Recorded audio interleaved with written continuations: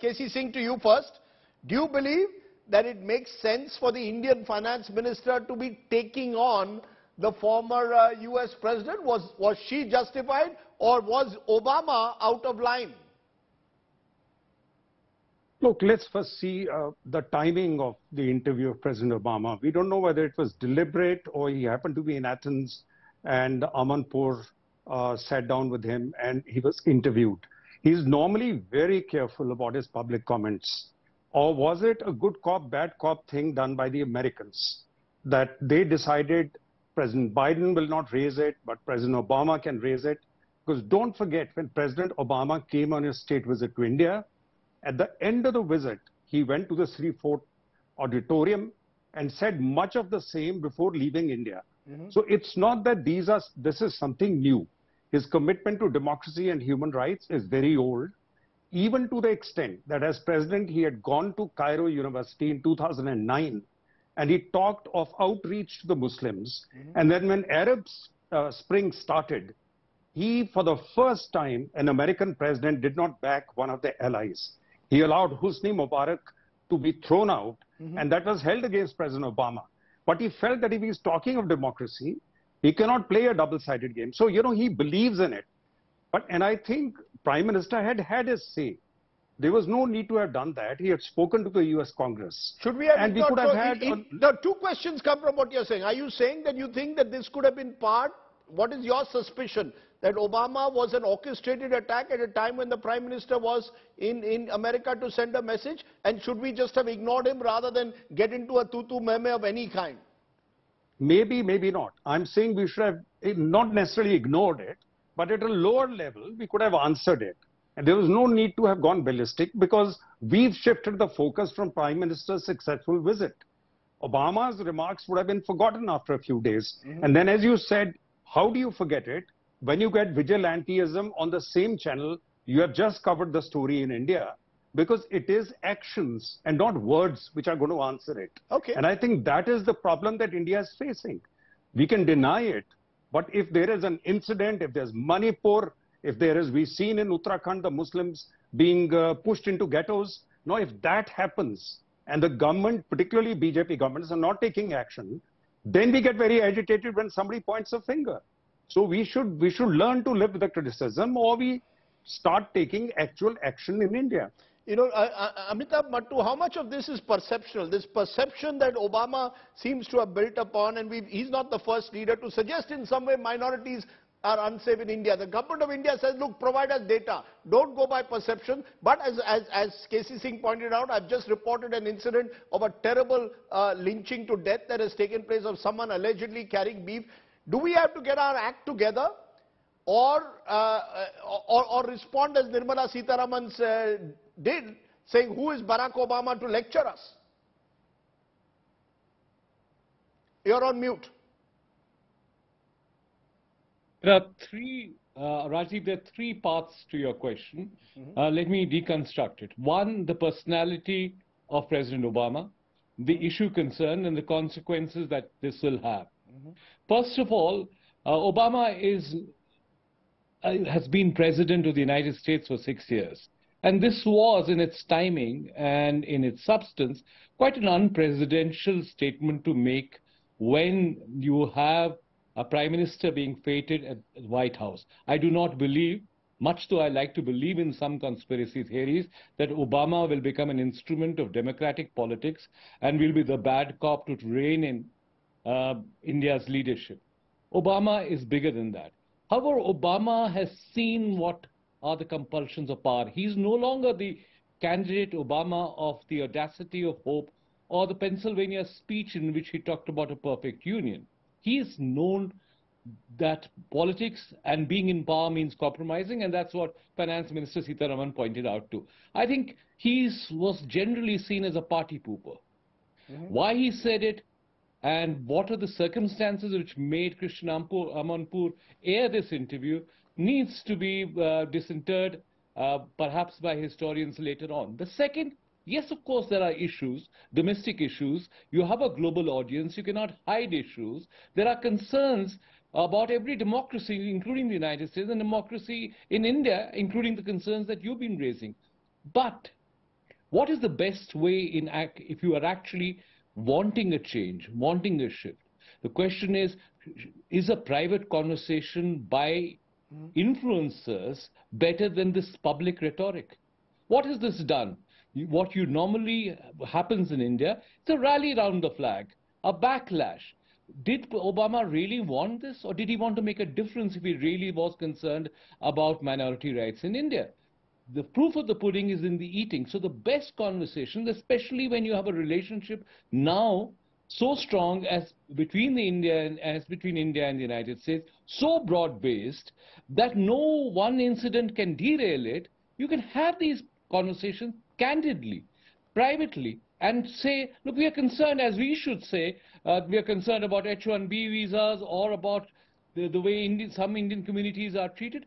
That's the maturity of a relationship, and that's the way you express this. So frankly speaking, much though I would like to agree with Ambassador K.C. Singh, I don't think that the consequences of what President Obama has said in Athens to Amanpur will necessarily be the ones that he would have wanted, because there's been a backlash, and anyone who knows India, and in fact Fareed Zakaria on CNN said exactly this. This is not the way anyone who knows India knows that this is not the way to communicate concerns about India. This brings out the worst in India. You don't try and bully India into accepting either a position or rhetoric like this.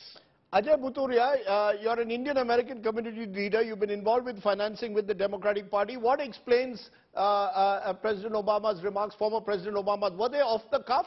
Or is this typical of Mr. Obama when it comes to issues of religious freedom and minorities? He's been expressing his views rather candidly over the years.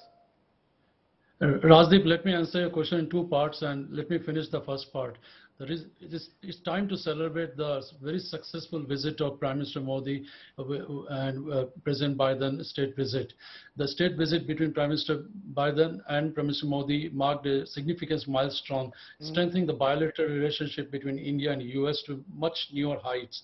This visit emphasized the importance of people-to-people relationship, connections and enhancing defense, economic and trade ties, as well as fostering collaboration in education, manufacturing, and so on, countering China's influence in the Indo-Pacific region and shared commitment to stability and security. There's so much has happened between last 3 days.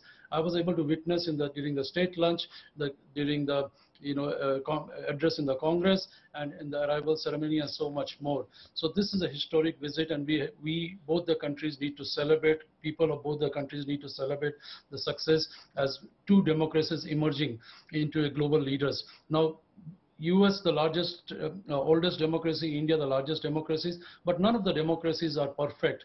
They are evolving and they are growing, and there are, in both the democracies, there are opportunities for growth and for opportunities of fixing internal issues. Now, coming to Obama's viewpoint, there are certain times when you are in media, Rajdeep, when the questions are posed by journalists and the people interviewing answers the question in a certain way, that the outcome of the answers are put in a different context altogether. So I think that the foundation for historic India-US relationship was laid down during the presidency of President Obama.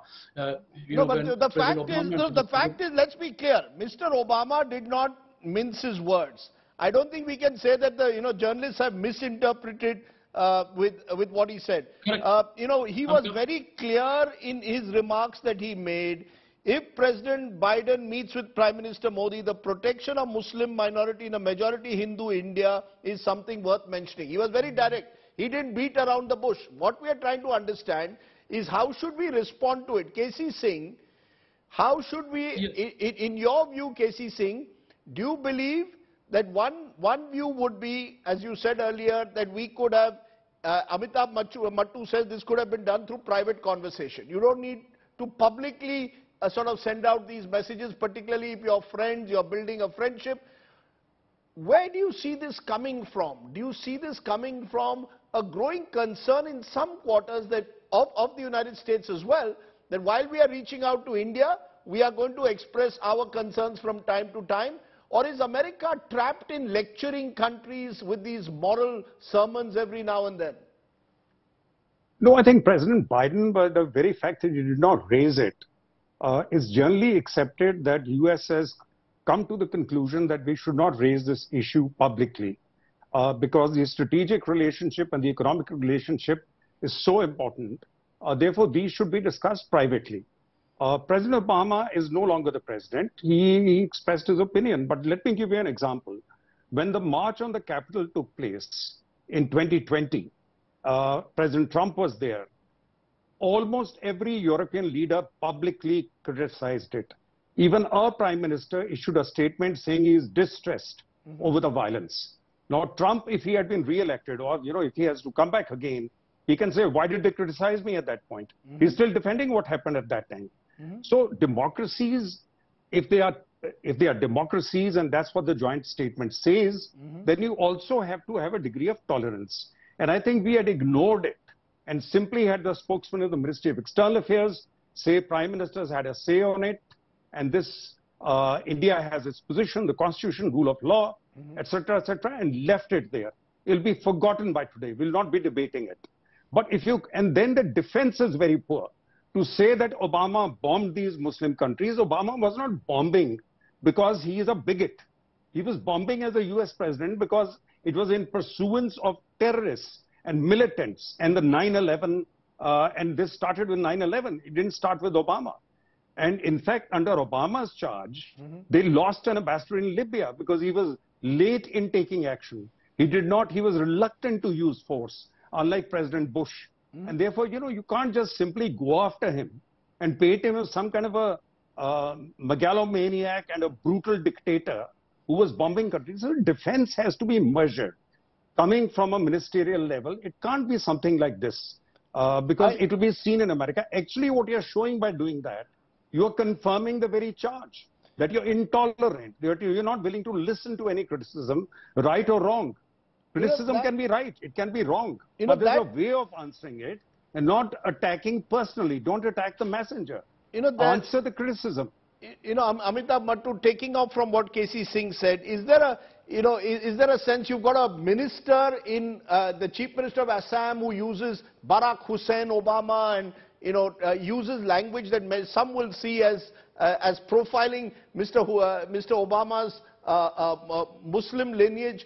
Do you believe all of this is avoidable, that we need a certain more maturity in responding? The Prime Ministers met the US President. Why do the ministers have to always come like cheerleaders in some cavalcade saying, the Emperor is perfectly fine, nothing is wrong with India, rather than ignoring it or doing some serious introspection? Rajdeep, let's put this in a context. India-US relations have never ever been better than since 1947. Neither under Roosevelt, nor under Truman, nor under Eisenhower, Kennedy, or any of his successors, nor under even George W. Bush, who was responsible for the nuclear deal. So we've reached in some ways the Mount Everest of our relationship. However, there will be others who think that this relationship should pay attention to other more pressing issues. Now, Obama faces the dilemma that most American presidents face, which is similar to a dilemma which the British faced once they left India. They lost an empire but had to try and find a role. Ex-presidents try and find a new role for themselves, because what you do if you are supposed to retire in the mid-50s after being 6 years as president. However, and that's where I disagree with Casey, is to try and suggest that Obama is now still the whitewashed kind of kid or the same kind of person who ran this fantastic campaign which made him occupy the high moral ground of American politics, and therefore was able to speak with that moral strength. No, but maybe he's showing us a mirror. Maybe he's showing, why get so prickly? Why should we get so prickly? Yeah, because that's part of our DNA. We get prickly, and anyone who understands India will realize that the first thing you do, if you were to say compare India and Pakistan, our knee-jerk reaction will be exactly the kind of prickliness that you talk about. We should not, normatively, yes, in an ideal world, in a perfect world, we should all be more tolerant, more humane, more self-conscious, more introspective, and take corrective measures. Okay. But I think even that conversation, which leads to that better conduct is best done privately. That's where I said any observer. And Obama is not a layman. He's an astute, nuanced, sophisticated observer of politics. He understands India. He back-camped in India. He knows how Indians work. No, so maybe we could have had a more nuanced response as well. Mr. Obama makes a remark. We could have had a more nuanced response instead of saying, who is Obama? He's bombed. I mean, you know, it seems a little foolhardy to talk about bombing of Muslim countries. You know, you need to have that private conversation with Indian politicians, not a public conversation, because what you will do is bring out not the best side of them. So you probably need to have a private conversation to tell them that this really doesn't matter. Ultimately, frankly speaking, it's probably the silly season in politics. There aren't any other issues left after Prime Minister Modi's return from Egypt and the United States. So we are discussing this issue. This issue will die down. India-US relationships will move on. So I take your point. Let me give Casey 30 seconds. Casey, you want to respond to Professor Mattu? Well, Professor Mattu is a friend, but let me remind him, I've been spokesman of the ministry. I was spokesman when Mr. Vajpayee was the Prime Minister. And I know if I had to advise him, he would have accepted it once. He would have said, let it go, just meet it at a lower level. I've dealt with a BJP Prime Minister. So it is not, there are times when I've worked for Gyani Zail Singh. There would be issues like this. He'll simply say, lie low. This will go away. And in 2 days, it's forgotten. We have turned it into a major issue. It was completely unnecessary. And as I said, let me remind Professor Mattu, Siri Fort Auditorium, as president, he said exactly the same thing at the end of his state visit. Did we have the courage to respond at that point? Did the Indian ministers at that point say that he has insulted us at the end of the visit by raising all these issues? No. Well, why didn't he raise it at that point? He was, the difference is he was then president, today he's ex-president. Let's leave it there. Let's leave it there. K.C. Singh, Amitabh Mattu, and my guest from the United States, Ajay, I appreciate your joining us here on our talking point tonight. Barack Obama making the news even after he's no longer the US president.